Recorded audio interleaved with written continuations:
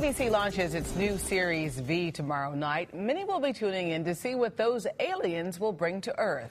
But the folks up in one Texas town will be watching even closer. That's because legend has it, Aurora, Texas, had its own alien encounter over 100 years ago. It looks like any other small Texas town. Just north of Fort Worth, population 376. It has such a beautiful view. But something in Aurora is different, mysterious, and some say downright weird. It's just a legend.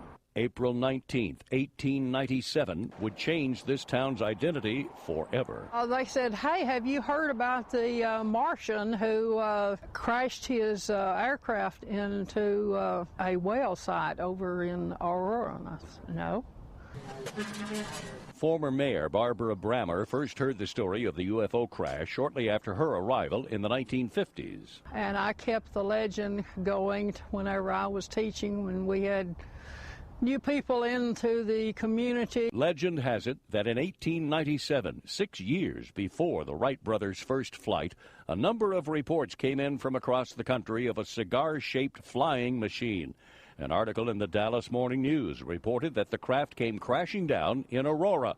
Today, the crash site is an old well sealed with concrete. About noon, it had the fire had gone out enough that they could get in there and see what really happened. According to a purported Army officer from nearby Fort Worth, in the crash debris was the body of the pilot, said to be badly disfigured and not of this world. They scraped up all the stuff that they could find, and they brought it down here to the cemetery and gave him a Christian burial.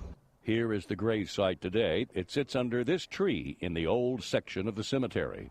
They eventually came down and put a marker on it, and the marker has been gone for several years. Stolen, Brammer believes, by souvenir hunters. The cemetery has been designated a Texas historical site for, among other things, the legend of the UFO pilot. But no one has ever been able to prove the story or rule it out. In the 1970s, the Texas UFO Network asked to dig up the grave, but that was denied. The cemetery board said you're not going to touch that. Brammer says they were worried spotted fever, which wiped out much of Aurora around the time of the incident, would rear its ugly head.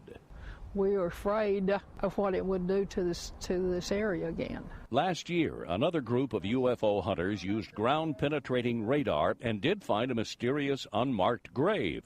But the grave was so deteriorated the radar simply could not identify what was there. And so the alien mystery continues, and the legend of Aurora is the only real thing that remains. It's a good story. And it's got to be a good story because it's been around 112 years.